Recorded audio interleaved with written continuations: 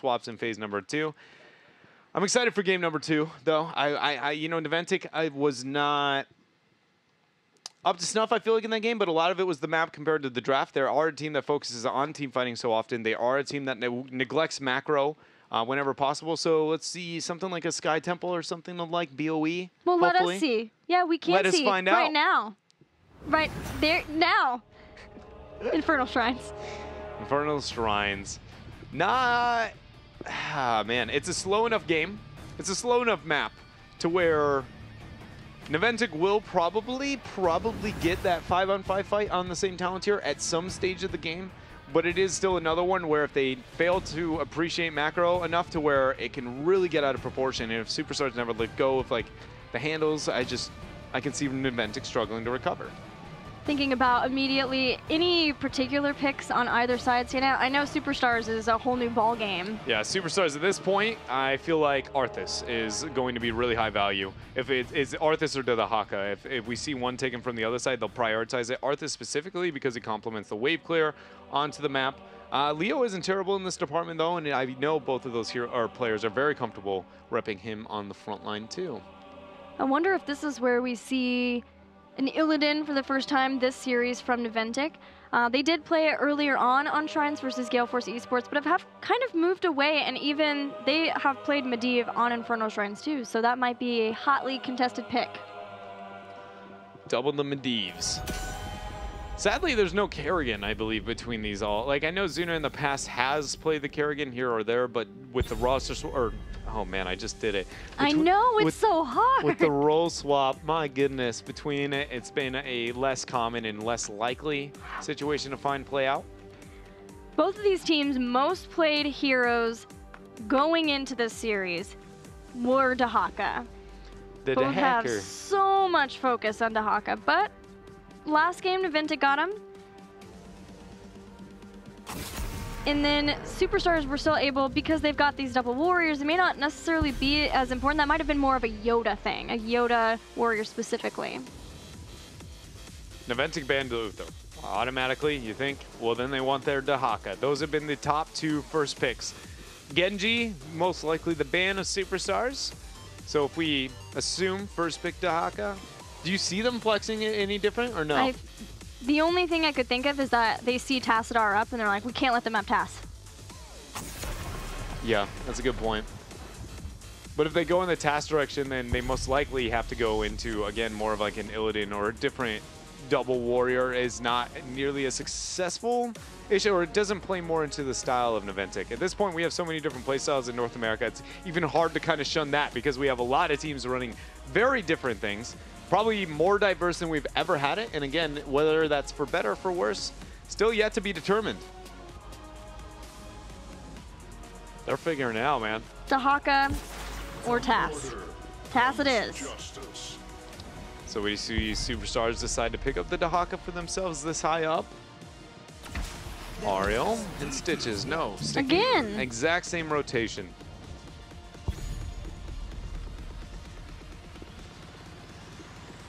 I just had a thought. Hit me with it. If Superstars has the exact same draft, that they've just have this, we've made this swap. It was fairly sudden. We only have this one series this weekend, so we're just gonna run the same exact draft as long as we can get them. You can get away with it as long as the core element is Ariel, and you can always pick up the Ariel in this rotation. Technically, you can get away with it.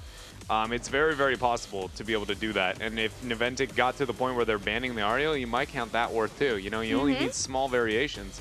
That'd be cool if we saw that from Superstars. It makes sense to be able to do that because this would really hurt them if they ended up losing to Naventic.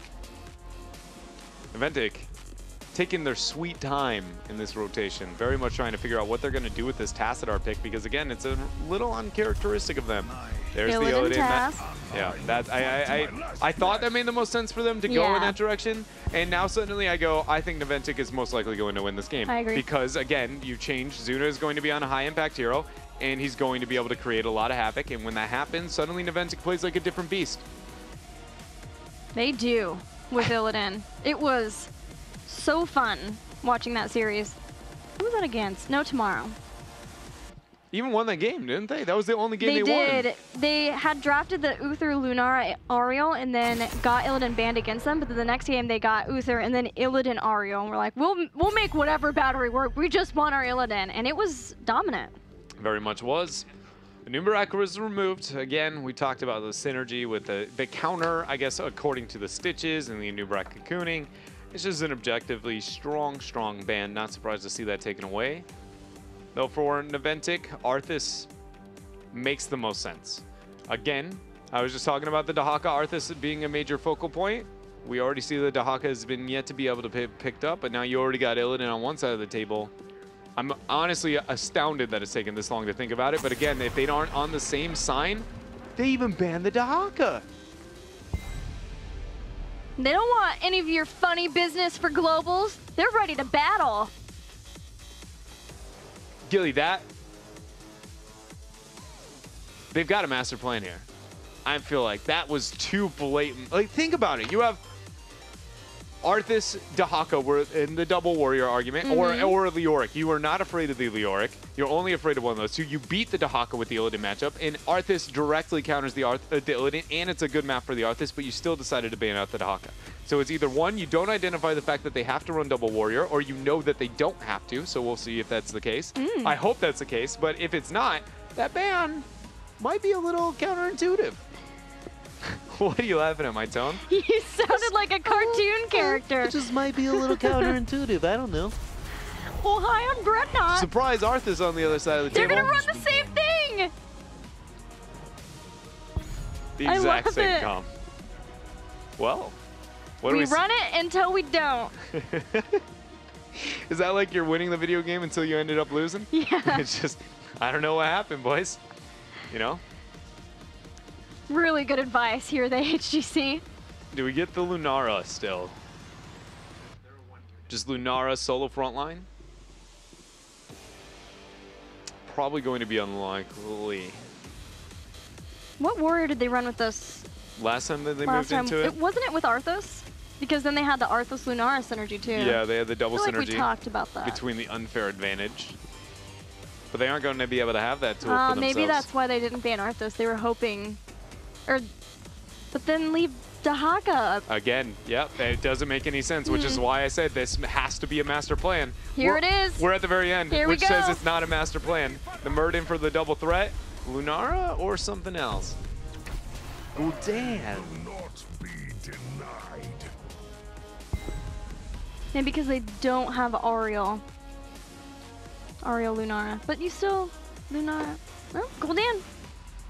I can see an argument around Illidan not wanting him to be any of the shrine control and have him split soaking, especially post 10. And you needed somebody who could control the shrine on its own and kind of still whit away at the HP. Gul'dan is going to be probably the best hero at being able to meet those parameters. But if that isn't the goal, then I agree with you. This seems a little bit off, but we'll see what they can make happen here for Nventic.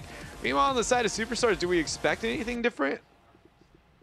Wait, what was the last pick in the last game? Vala. It's up, right? So then... But it was Vala Medivh before and then an Arthas to round things out. This time Superstars got Arthas. They were taking that away from that plus Illidan. Plus they wanted to make sure they had Arthas versus Illidan.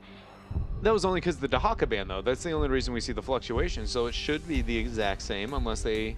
They're taking... way too much time. 60 seconds to make sure. There it is. Okay. Double, fact check and be like, am I missing a major hole here?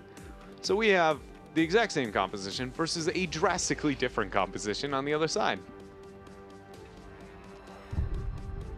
It's a wonderful world. That's it's so interesting. A back-to-back, Your favorite same, back-to-back same composition here for Superstars. I wonder if Illidan is the answer. Again, I feel like Naventic will play like a completely different beast. Everything you witness in game number 1, as long as that is played by Zuna, I feel like will stand out way differently here. Maybe the Gul'dan is for Horrifies as well on top of the point and functioning in a way to try to isolate somebody away, like hit a Horrify on Ariel and then, or maybe even a Medivh, and then Illidan can clean up someone like Vala again. One thing that I didn't think about as an argument and to move into this, because we don't see much of it, but into the Ariel, because when you have Ariel, you want to clump to make sure you get those healings. Nobody ever focuses on just getting AoE initiation, right? To be able to counter when they clump, then it's like, okay, all in. ETC's really died out of the meta. He's the only other one who has a very heavy AoE hard CC, other than that of like things like Gul'dan. He fell out in flavor because he was very vulnerable to this high mobility Genji style of meta.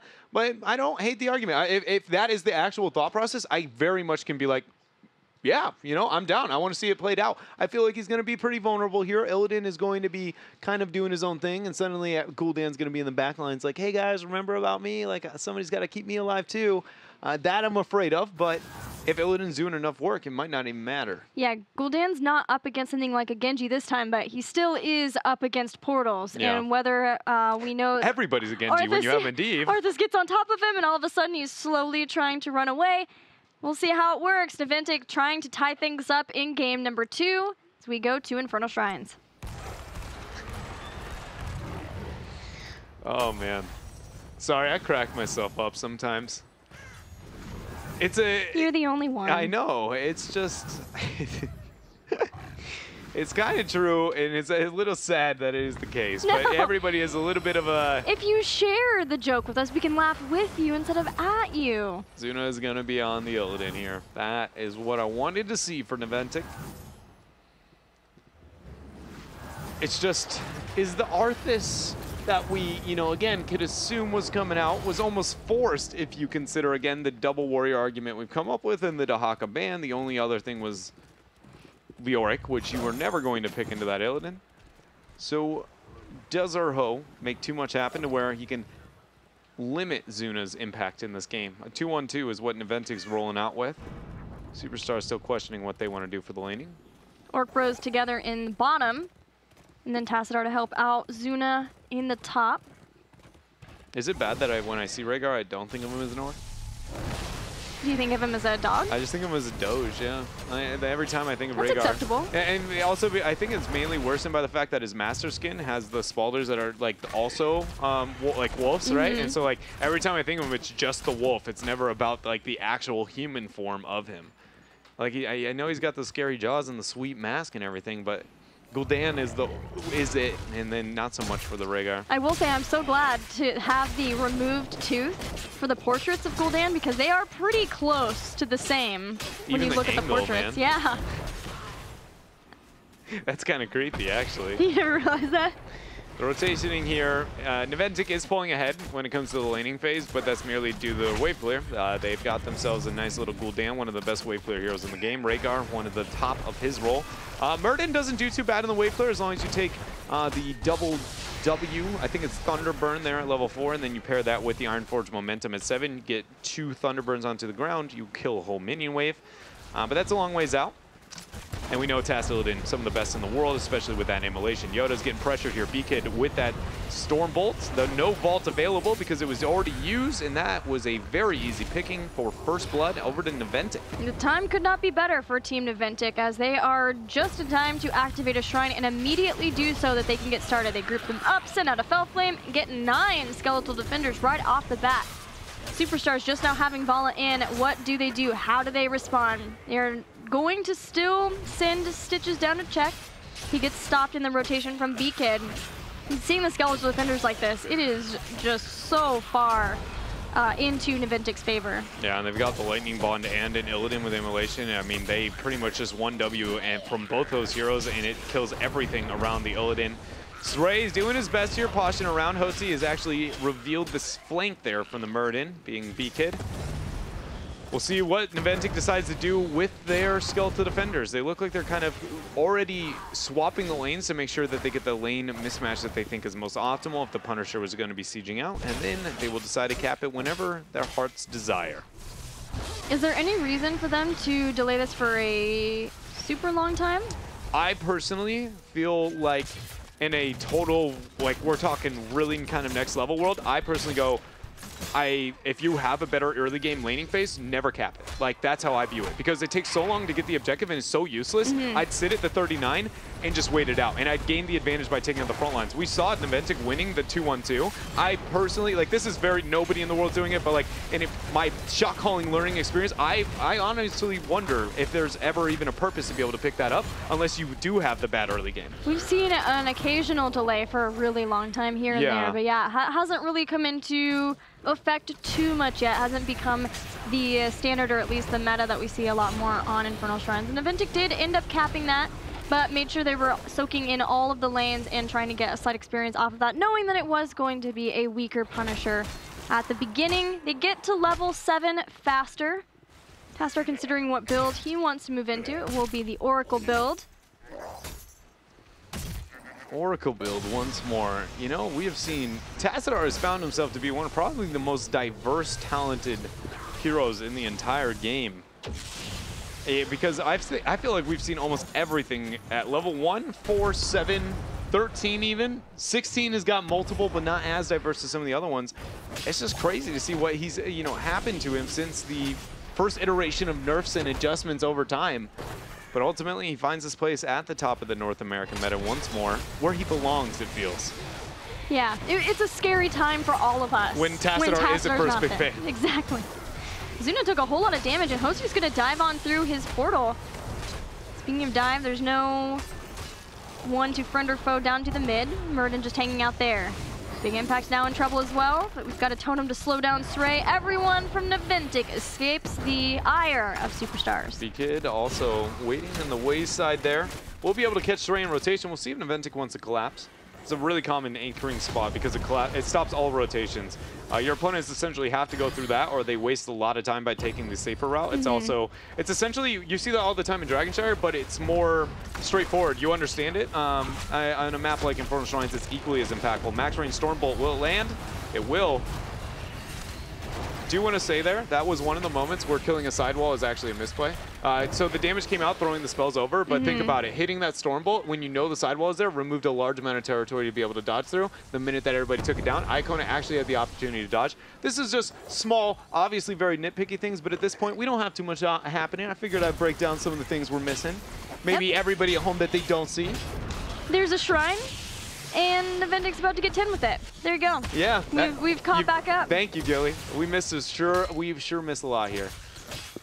Looking at the stacks of our questing talents, specifically Pursuit of Flame, watching out for that. We're at 13 out of 40, so we've got a long while there. But you really want to have it once you get Rampant Hellflame at level 16. That's the big deal for that one. As well as the Master's Touch, 9 out of the 30 enemy heroes necessary. I'm gonna go next level on this one. We got 10 stacks on Murden at level 1. Took me a while to find him, the perfect storm there. So he's got himself a little bit of bonus extra damage in total coming out to 50. It's really interesting to see his build. He took the level 1, but not pairing it with anything else. You know, Murden was a hero that he has a lot of diverse builds, especially if you look at players that are known for the hero, like, I don't know, Noblesse of L5. He pretty much made about any variation of talents a justifiable build here. Just going to add a little bit more DPS for BKid as they've got themselves another Punisher. It's going to be wailing away here in the next couple of seconds. I expect a lot of follow-up now that those front wall is down after this Punisher leaps in on Saray. As you're talking about for BKid, he's going to throw out the Stormbolt, but the portal is there to get Sray out. Hosey will have an easier time with those portals as well once he gets to 13 and can reduce the downtime of those. But for now, Superstars are sitting back. They're allowing, they're gonna bait this over. Horrify on the backside of the Punisher jumping in, and now the fight is brawling on. Look at those Force of Wills. Yoda's still alive, but eventually Zuno was able to get the kills. Shout out to Hosey though. That was a very, very well timed Punisher use there. Punisher is the real MVP. He was right there too, so he just jumped up and stomped in the same exact place, like, you shall not pass. It's just really hindering that for Superstars, and now Naventic found themselves not only the fort, but the keep front wall. They're going to cycle away, go ahead and deny themselves a Shaman Camp. Not going to be available for Superstars. The 13 talents here, I want to see them try and take down that top fort. That'd be a really simple, you know, quick and clean rotation to be able to take out that fort. Looks like they may be interested in it. Yeah, they're at least going to make sure that they have the minion pressure behind them to go with that, but they are not going to go up there. Instead, rotating back out into the lanes, making sure that they're soaking them, getting mercenary camps elsewhere, invading on Superstar's side. At least we see them getting something. You know, whether it be the fort's maybe the safe call, but we know Naventic's a team that likes to be able to get the kills. They're invading anything and everything, hoping that they find members of Superstars. Talking about hoping they find one is Zuna here on the side.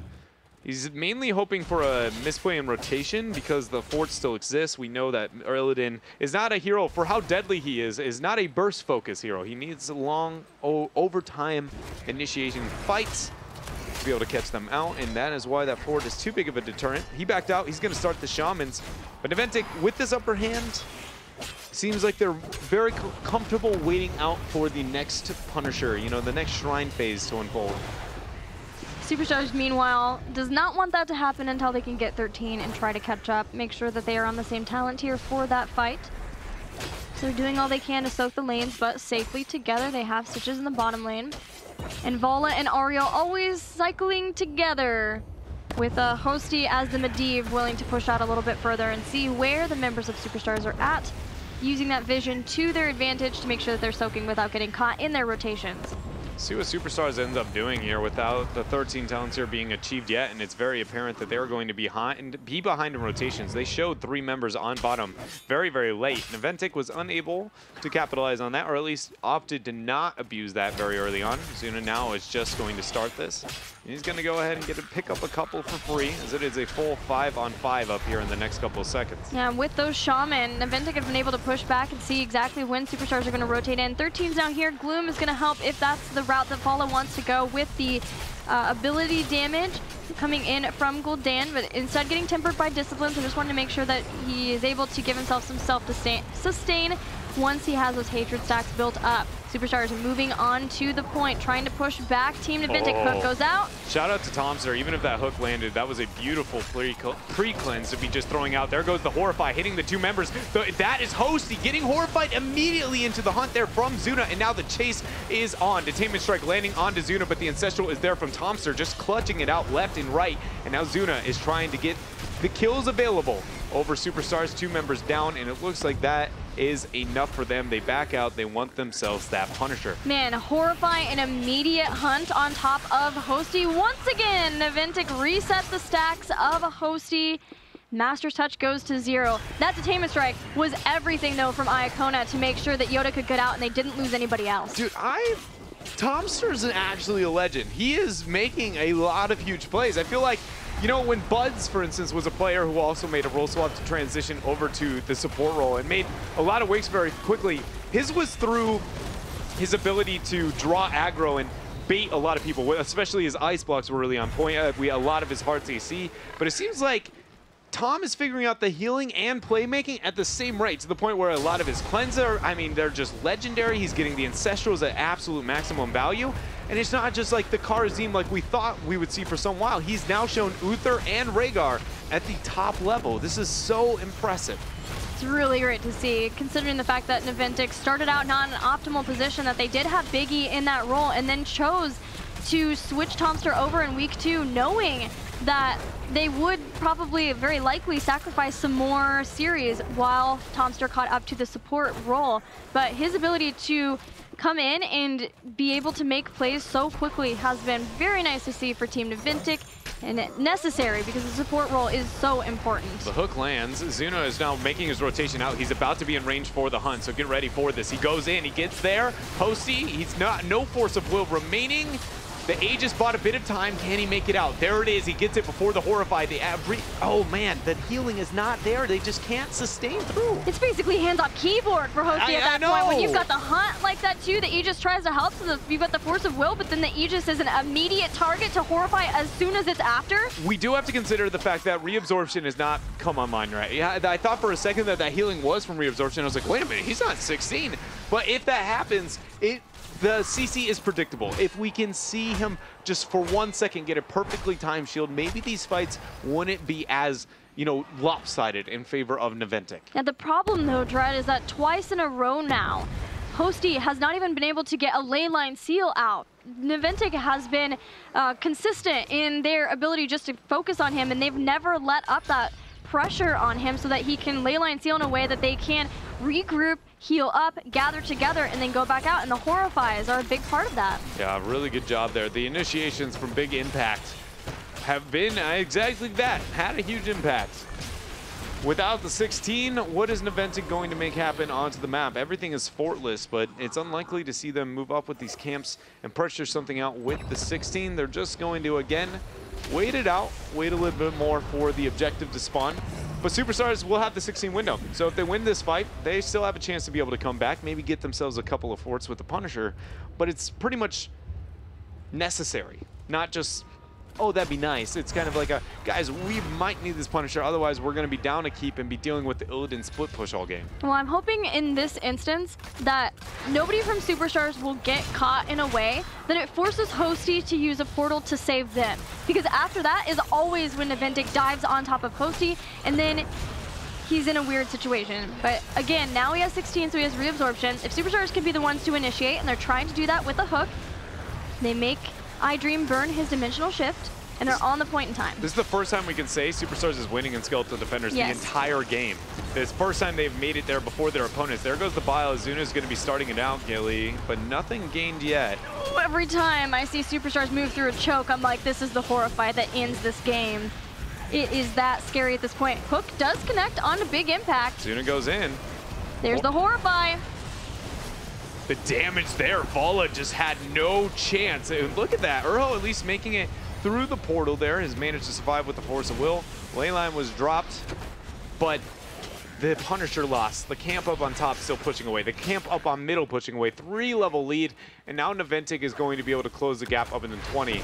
This is one of the moments where Naventic would like to be able to say we can wait on the Skeletal Defenders, but it is against their interest just because Superstars is close enough. So they move in, they go to the mid keep. Force of Will and a portal over the keep. Hook's gonna pull in Beacon. He takes some damage from that keep too, but the keep is already down. Posty. There goes a lot of damage after the hunt. The Aegis, can he live afterwards? Usually cannot, but he does this time. So now, you know, with the reabsorption, maybe that was enough. I'm gonna say it wasn't the case. Zuna gets reeled in. Tomster every time, Gilly. Man, this kid's so good. Ancestral healing. Tomster is amazing, being able to get that heal back up. Superstars, they're still in a lot of trouble. They're still down 23 level leads. They haven't lost the game yet, but Team Nventic is well on their way to being able to take them out. Tomster, this guy, his ancestral healings this game are nuts. They are, and this should be another keep going over to Nventic. Top keep is, health pool is so very low as well, it might as well be dead. Everything working out in the secondary game. The fact that Superstars has been not able to claim themselves even a single kill, got to be wondering if Illidan's going to make it through the next draft and if Nventic starts prioritizing that a little bit higher. Because we were talking about the Arthas too, so much in the secondary ban phase, mainly me, and like, would this be a problem? Nventic not only was like, we want you to take the Arthas, they're making an argument as to why. He's just been completely unable to save anyone, specifically Hosty. Yeah, it's the root and trying to slow him down, and Hosty, it's either Hosty or Yoda always in trouble. And even with Force of Wills, with all the healing, Superstars just cannot bail them out. Superstars hit another hook. The zombie kid has Dwarf Toss if he wants it. The Nventic are okay with fighting. It's a baby portal. Look at it. Had a couple of those, yeah. Yeah, you know? There we go. Take the baby portal to safety. Good job, Saray. 20 Talontier advantage. This keeps dead. It's just, do they risk any deaths so that the game could end? Because this is an Illidan comp. Lethal is open very much as soon as possible, really. Portal is there. I wondered if maybe we'd see Hosty step through, try to leyline seal, and get into position to finally get some kills. What we have seen from this game is Team Nventic dictating fights. Always. Always. And Superstars not knowing how to be able to adapt to it. I mean, there is counterplay to it, but now it's too late. You know what I mean? Like, I would say, well, how do we deal with this circumstance? Hosty just keeps getting blown up. You know, Hosty also has a really convenient thing called Raven form, where you just can't be touched. So what do you have to do to be able to make it to where you can stay in Raven form long enough to not be the focus target? You need to make sure that you're not needed to keep somebody alive before Illidan's hunt comes in. Make somebody else the kill target and then use the Aegis, then the ley line immediately after. It's just they haven't managed to be able to deal with that 4v4 successfully enough to force the hand of Zuna and make some kind of play. But this is where they're going to try and do it. Yeah, that's the adaptation they're making. Zuna has hunted on top of Medivh, who was feared way away. He has one more Force of Will, which will give him a little bit of healing, but the reabsorption's just not enough to keep Medivh alive. Now Team Nventic is pushing on, trying to get further kills so that they can win the game. The next target to fall is going to be Airho with the Fell Flame. Shrine will be activating, but Naventic are fine to skip that, get the kills on their way to the core, and win the game. Yeah, Yoda there, getting the Q from Zuna. The dismount's real. Iacona, it's only a matter of time. B-Kid may not even continue the pursuit. He very much won't. Their eyes are now on the core, and Srey and Iacona sadly do not have the tools. This is an Illidan late game on the core. Naventic will be able to take the game on Infernal Shrines in convincing fashion, all the way 11-0 in terms of kills, and now they tie the series 1-1. Team Nventic getting their Illidan and making a case for Gul'dan in that situation. The Horrify is on point from Big Impact, and poor Hosty, man, he had a rough game because of Naventic. Yeah, and yeah, he was just kind of not there half the time because he just was unable to really do anything. And that was the first case of a team really being able to abuse the lack of cleansing and supporting coming up from an Ariel in a long while, and why we've known Ariel with the double support has been considered kind of necessary is just because she doesn't have enough saving tools on her own. She doesn't have the cleanse. She has a lot of really good AoE healing, but somebody needs to make sure they stop the bleeding when that, you know, all in happens onto a single target. And it turns out if they're targeting the other support or the other person to try and help support, it's very easy to be able to get the kill. So, you know, it's the lack of heal of Medivh is part of the reason I think that was possible. Is like, if he was able, imagine every time that Force of Will came out, it was just increasing his health pool a little bit more. Ariel buys a little bit more time. She might be able to drop another heal on top of it, and it would have been able to aid. But it's just stopping damage is not, you have to really be so clutch with the timing of the shields, and you can't do that 20 times in a row. Yeah, Naventic lost to that competition in Game 1, but were able to make the necessary adaptations on a different battleground to win Game 2. We'll see what Superstars wants to do to adapt in Game 3 after this break.